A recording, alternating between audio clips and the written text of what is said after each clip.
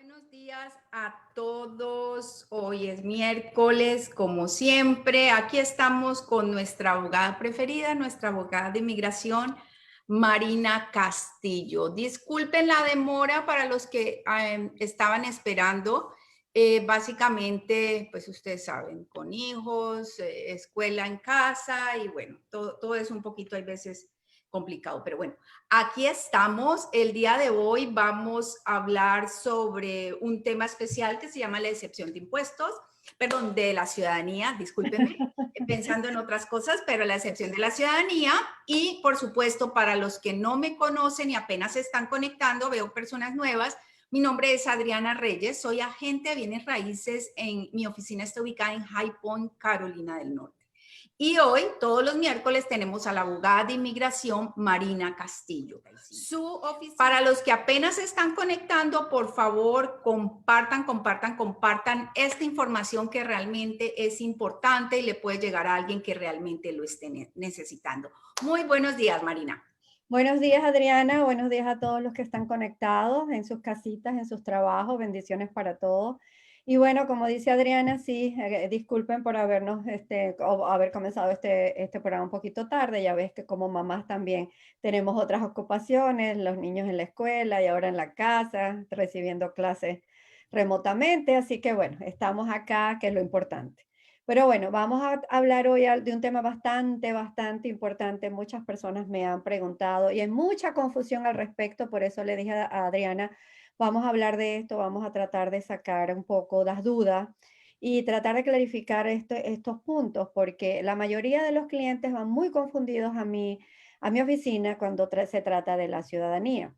Muchos de nosotros sabemos que para la aplicación de la ciudadanía, la persona que aplica, tiene que pasar un examen que se llama el test cívico o el civic test en inglés, y adicionalmente a eso pasar un examen de inglés, que es un examen básico.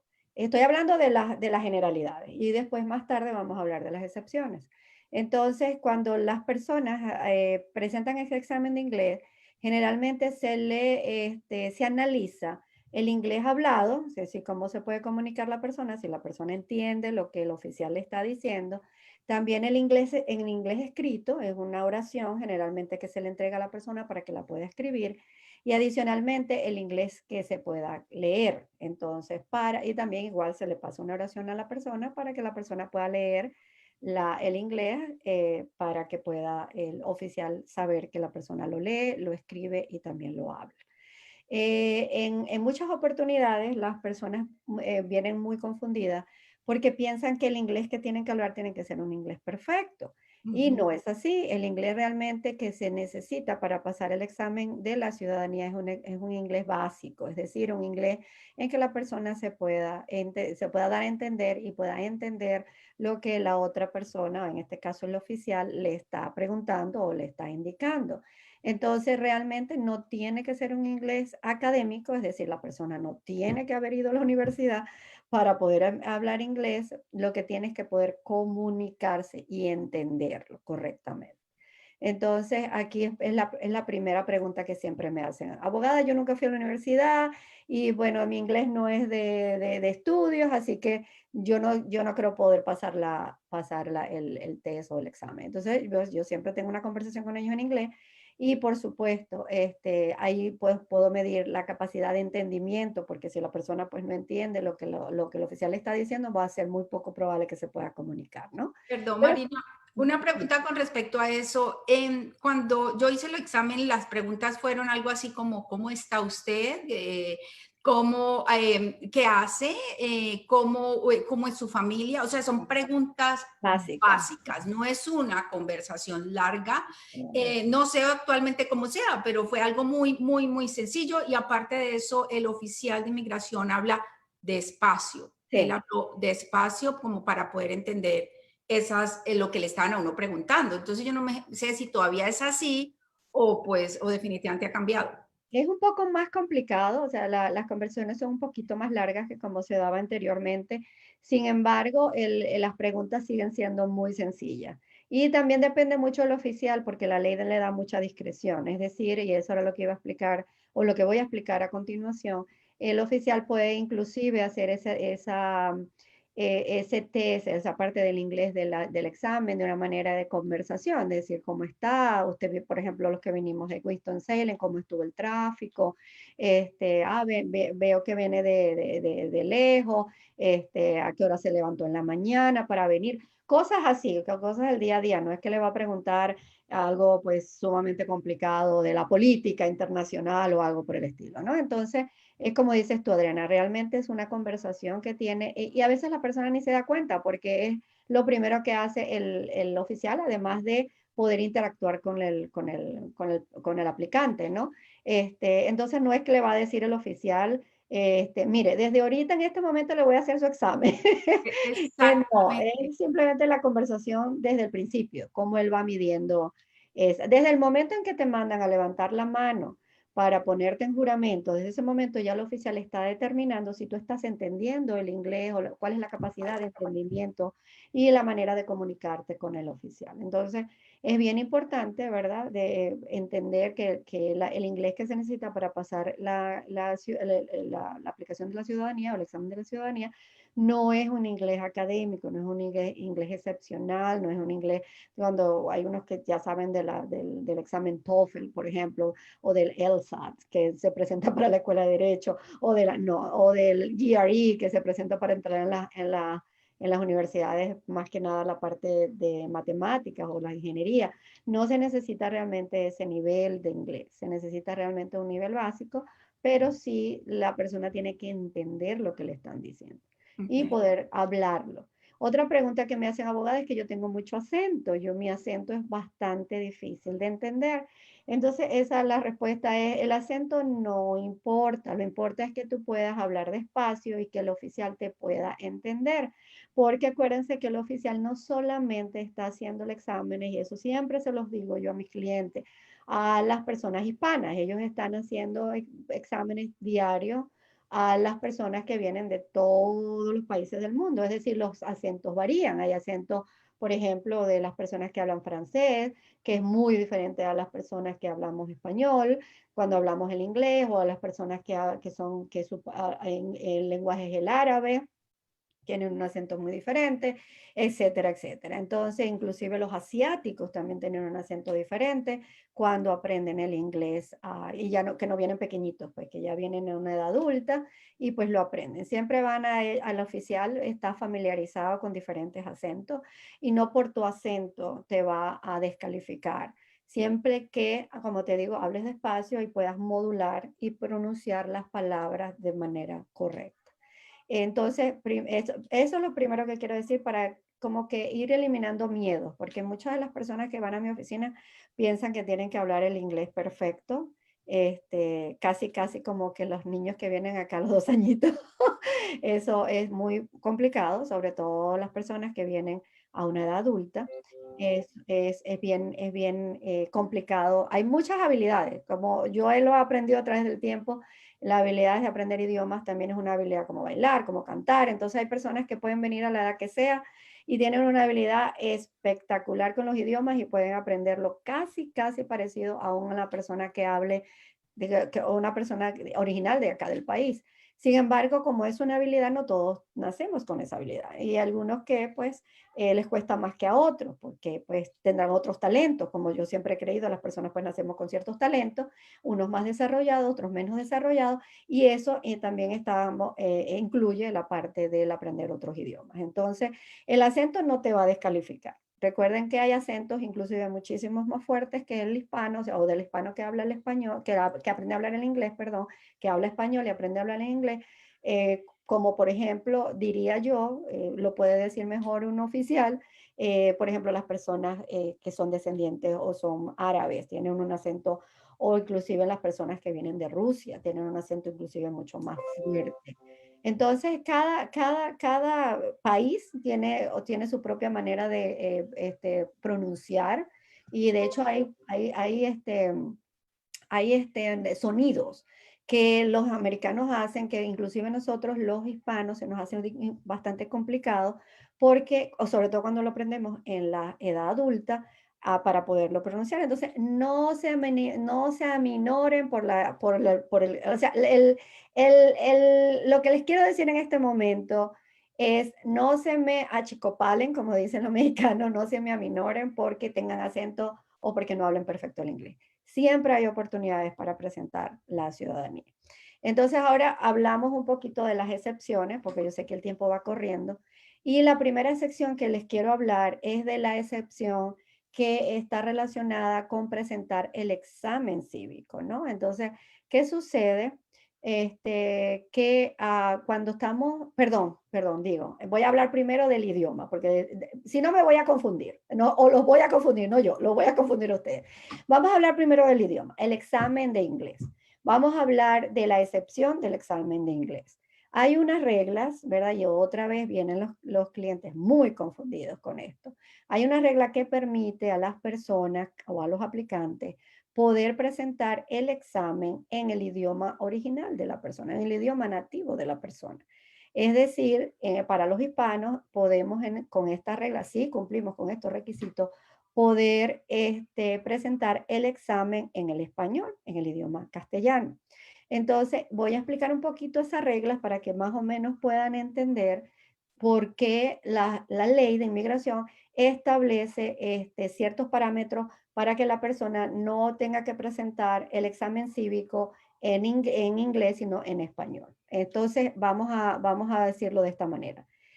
La primera regla son, y yo siempre las tengo que leer porque me confundo, es el 50 y 20. 50 y 20 significa que la persona mayor de 50 años, pero que haya tenido 20 años de residencia permanente en el país, puede presentar el examen cívico en español. ¿Qué quiere decir con eso? Y voy a retrotraerme un poquito porque ahí es donde empieza la confusión.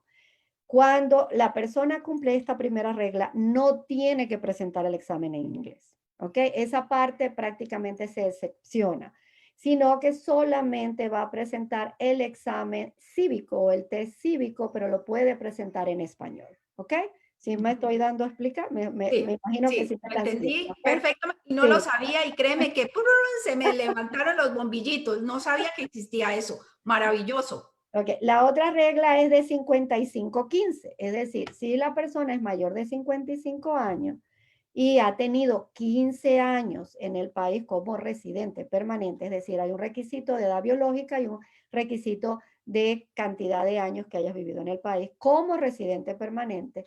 Si hay esa combinación, entonces, nuevamente, la persona no presenta el examen de inglés y presenta el examen cívico en español.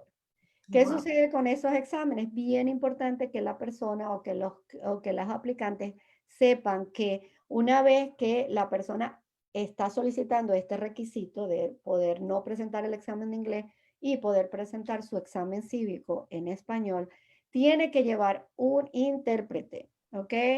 Tiene que llevar un intérprete, así que es bien importante desde el principio tratar de ver qué persona puede ayudarlo para que pueda hacer o tener un éxito en ese examen.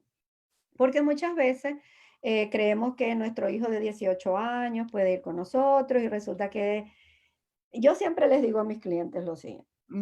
Ciertamente los niños son bendecidos cuando nacen, cuando son bilingües, cuando crecen de forma bilingüe.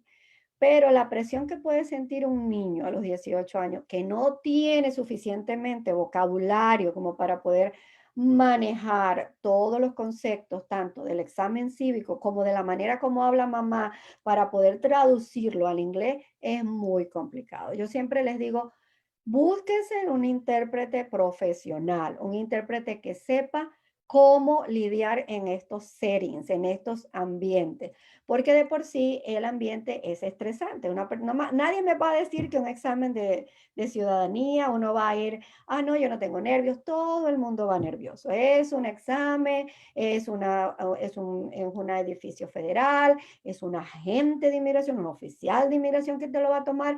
Entonces, evidentemente ya de por sí la persona va nerviosa.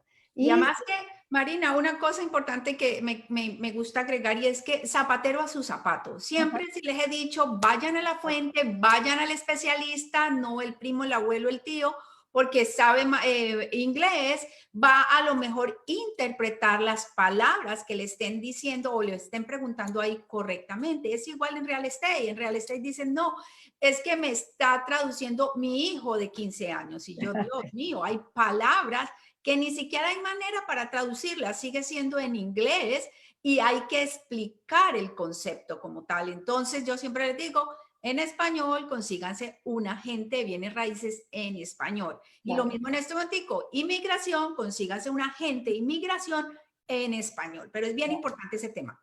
Claro que sí, gracias Adriana. Entonces, bueno, volviendo a esto, lo del intérprete, sí, totalmente de acuerdo con Adriana, zapatero sus zapatos, hay que buscar una persona que tenga el profesionalismo, la preparación, los conocimientos para poder ayudar correctamente en ese momento tan importante, ¿no?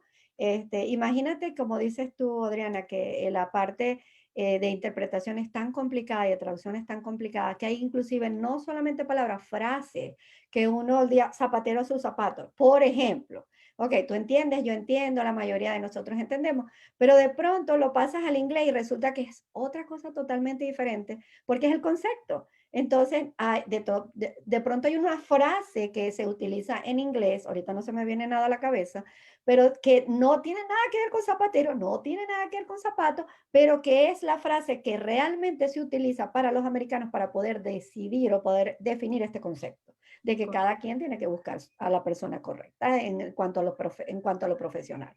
Ok, entonces ahí vamos a la tercera excepción, que serían las personas que tienen 65 años y más de 20 años en el país como residentes permanentes.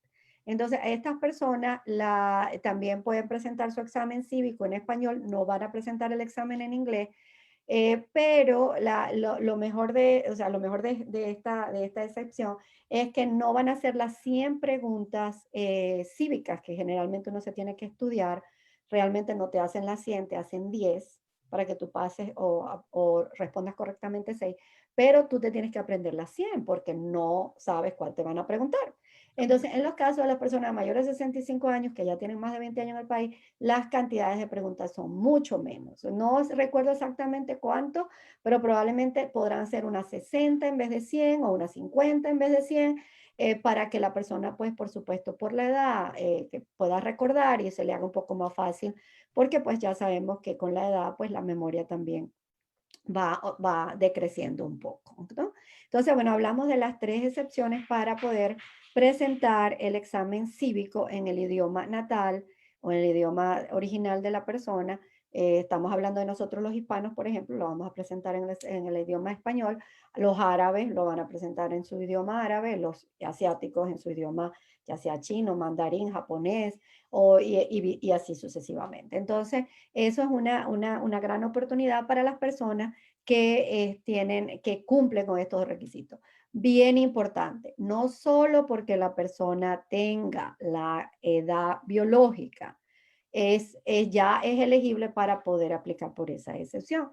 Eso se los digo porque siempre vienen a mi consultorio o a mi oficina personas que creen, no, ya yo traje a mamá y ya mi mamá tiene 70 años, bueno, ¿y cuánto tiempo tiene reciente permanente? No, tiene 3 años, pero bueno, le faltan 2 años para presentar la ciudadanía, pero yo sé, porque encima a veces me dicen, yo sé, que ya cuando tienen más de 50 o 55 años, ya el examen no se lo van a hacer en inglés. Y yo le digo, ningún. Sí le van a hacer su examen porque aun cuando cumple con un requisito, le falta el otro. El otro es tener mínimo 15 años en el país de residente permanente, entonces le van a hacer falta unos cuantos años.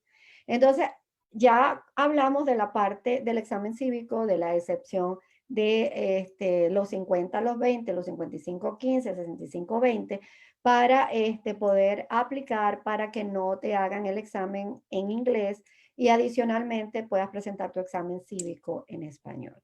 Entonces vamos a hablar de... Con respecto a la residencia tiene que ser de años corridos o puede ser va al país de origen, regresa, va sencillamente por años. No, ese tipo y es muy buena la pregunta, ese tipo de años se cuenta por el tiempo desde que la persona se hizo residente permanente. Ok, no desde la parte de que fue y vino. Eso es otro de los requisitos para la ciudadanía que se llama presencia física. ok, Eso ya es, solamente se mide en los últimos 5 años de residencia permanente, que tienen que estar la persona viviendo en el país mínimo 2.5 años, o máximo 6 años, 6 meses afuera de un año, etcétera, que inclusive lo podemos explicar en otro programa porque sí es un poquito más largo. Pero muy buena la pregunta. Sí, lo único que tiene que hacer la persona es, si ya ha cumplido con todos los otros requisitos, porque no solamente son estos, son el haber, por supuesto, no cometido delito, el haber pagado tus impuestos, el no haber abandonado tu residencia permanente, que significa no haber vivido más de 6 meses de un año fuera del país, o si lo has vivido tienes una justificación, o si de esos 5 años, de esos últimos 5 años, has vivido 2.5 años en Estados Unidos. O sea, realmente es un mundo de requisitos para aplicar por la ciudadanía, pero nosotros hoy ya estamos hablando de las excepciones. Entonces, lo que hay que hacer es buscar la tarjeta, ¿verdad?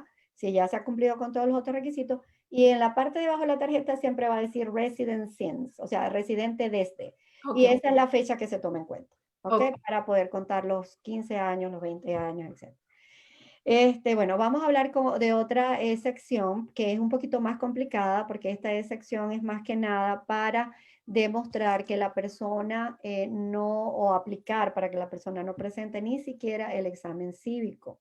Esa excepción está relacionada con la discapacidad médica, ¿ok? Entonces, ¿qué sucede? Es más complicado porque no es solo tomar la residencia permanente o la green card o la tarjeta verde, contar los años y cuántos años tiene mi mamá o mi papá y lo uno y aplico por las primeras excepciones que le hablé. Ahora es un poquito más complicado porque ya interviene un médico, un doctor, ya sea el doctor de cabecera, el doctor especialista, tiene que llenar una forma en la cual esa forma establece que la persona, ya sea porque tiene una discapacidad física muy severa, porque tiene una discapacidad mental, o porque realmente las enfermedades que tiene le prohíben o no le permiten a la persona aprender o tener una familiaridad con nuevos conocimientos.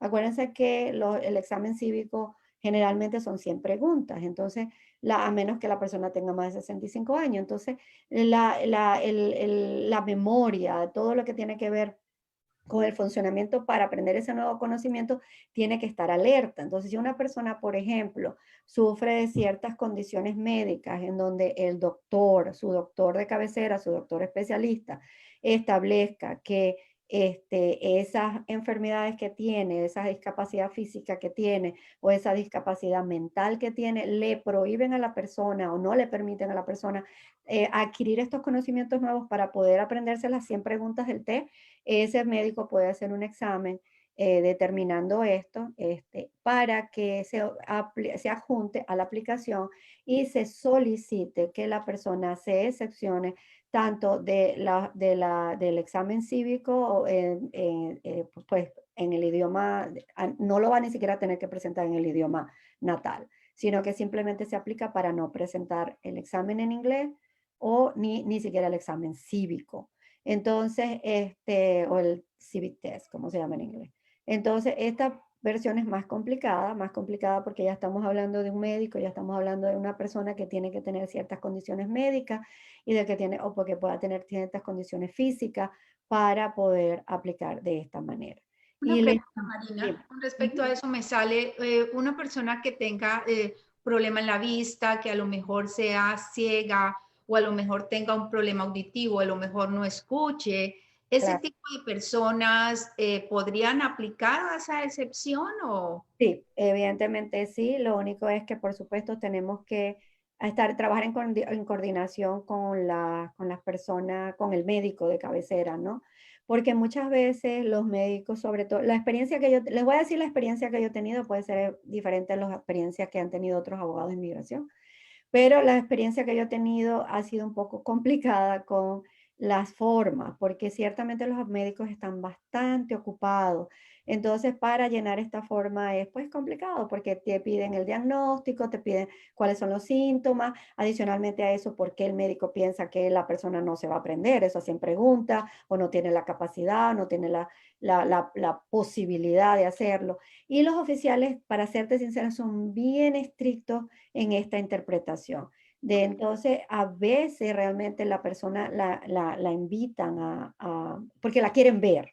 Más que nada es porque la quieren ver. El oficial siempre va a hacer esa cita, a pesar de que de pronto la persona le diga, sí, yo tengo estas condiciones médicas, estoy sordo, estoy ciego, tengo problemas de esto, tengo problemas, como, por ejemplo, me dio un stroke y pues tengo paralizado parte de mi cuerpo y pues una parte del cerebro, todo lo que diga el médico. Pero, y sin embargo, el oficial hace la cita. Entonces, cuando hace la cita, intenta, inclusive me ha pasado que intenta ver cómo la persona reacciona ante las preguntas.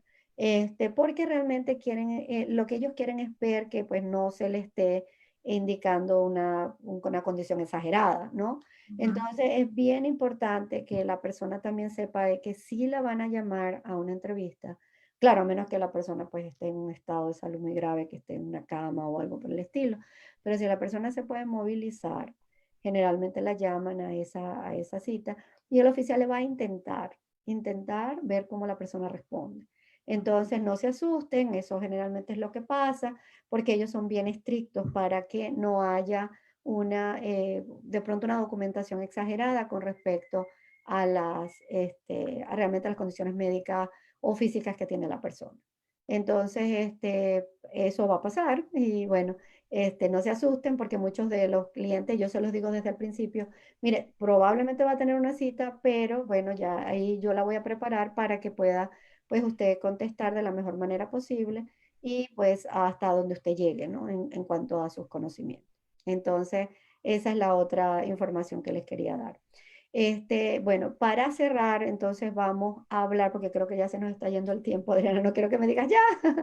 Entonces tenemos excepciones con respecto al examen cívico que está relacionado con el idioma. Es decir, si la persona tiene 50 o 50 años de edad y 20 años de residente permanente o 55 años de edad y 15 años residente permanente, probablemente la persona, si aplica correctamente, puede presentar el examen cívico en su idioma natal y adicionalmente a eso no va a presentar el examen en inglés o el examen, la parte de inglés del examen.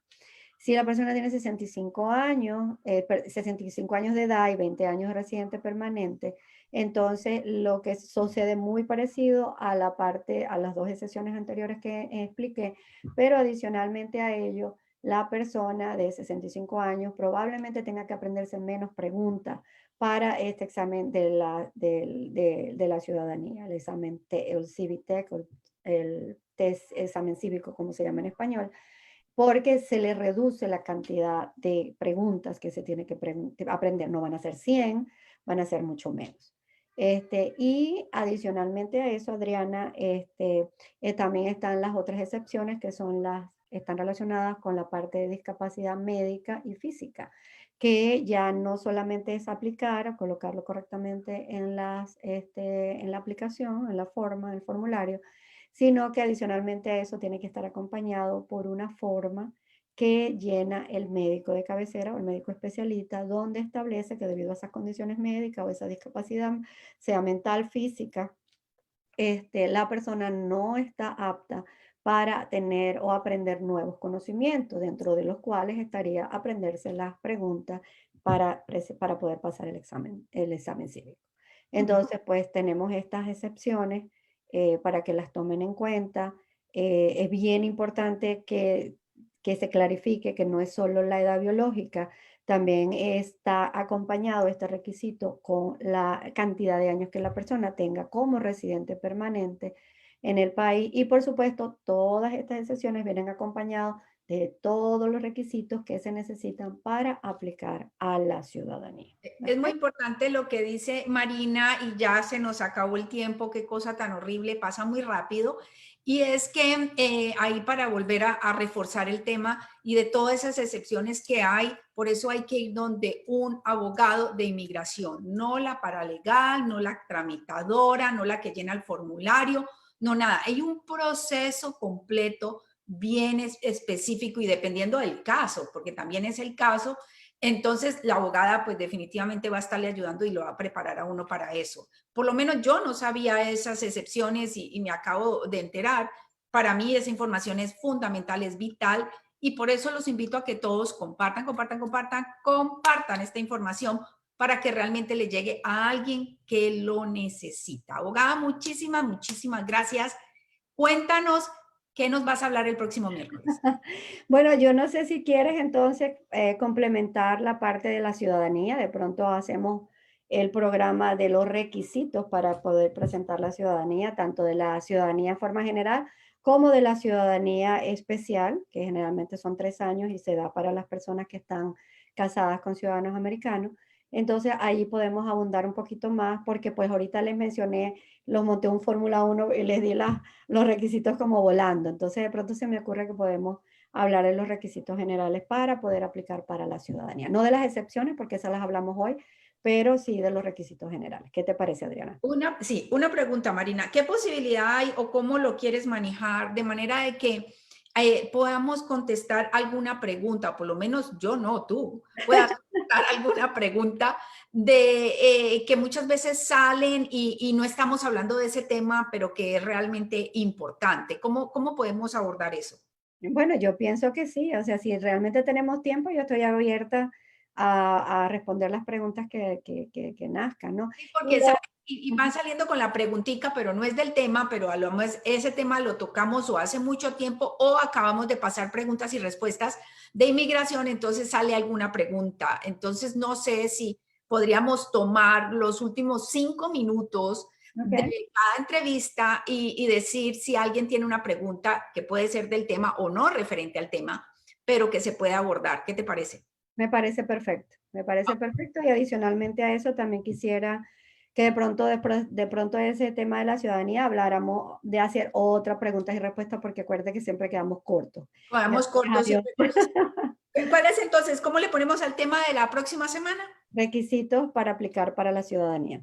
Requisitos para aplicar. Esto, acuérdense chicos, que esto es así a quemarropa. Aquí nosotros no preparamos nada. Esto va saliendo así como es realmente. Muchísimas, muchísimas gracias, Marina. Créeme que de verdad estoy muy, muy agradecida por toda esa información, por el tiempo que nos das, por esa manera de explicar con plastilina y entender esto. De verdad, te lo agradezco muchísimo y ya hay personas que se han acercado y me han escrito por el privado diciendo muchas gracias, muchas gracias, muchas gracias, porque de verdad es bien, bien importante la información que tú nos puedas dar. Ok. No, muchas gracias a ti, Adriana, que se te ocurrió esta maravillosa idea y ya nos conectamos desde ahí. Bueno, hoy nos íbamos hasta vestir del mismo color. Hablando de amarillo, Dios mío santo. Me dice Adriana, ya me iba a vestir yo de amarillo. Yo, bueno, imagínate, hasta en eso estamos conectados. Pero bueno, no, gracias de verdad de corazón y gracias a los que se conectan y si compartan, compartan. También me consiguen en las redes sociales. El nombre de mi oficina es Castillo Immigration Law Firm, pero mi canal de YouTube, que también coloco estos videos, sí estoy como abogada Marina Castillo Gómez. Entonces, para que se le haga pues más fácil a las personas recordar, sobre todo a nosotros los hispanos, que nos Es, encanta aprendernos los nombres. Entonces, exactamente. ahí estamos, compartan, revisen, denle likes para que nosotros podamos pues sentir que si estamos haciéndolo bien, que si estamos ayudando a la comunidad, que si estamos logrando el objetivo que nos propusimos hace, ¿qué? ¿2 meses dijiste, Tres Adriana? meses, Oh 3 meses. my goodness, 3 meses, imagínate, mucho mejor todavía. Y Eso es vamos a importante. continuar esta labor. Eso es muy importante. Nos hemos propuesto educar a la comunidad hispana, a nuestros amigos, a nuestros clientes, a nuestra gente. Entonces, sí, denle like, compartan, comenten, digan qué tema quisiera que les tratara la abogada. Y es bien importante el apoyo de parte de ustedes, tanto en las redes sociales, YouTube, Instagram, Facebook o así mismo con un mensaje privado, básicamente. Muchísimas gracias. Nos vemos el próximo miércoles. No estamos todavía exceptos de la pandemia. Por favor, tapabocas, lavarnos las manos y cuidar a los más vulnerables. Marina, muchísimas gracias y nos vemos el próximo miércoles. Muchísimas gracias, Adriana. Y sí, vamos a estar acá el próximo miércoles, Dios mediante. Ok. Gracias a todos. Buen día. Bendiciones para todos. Ok. Bye.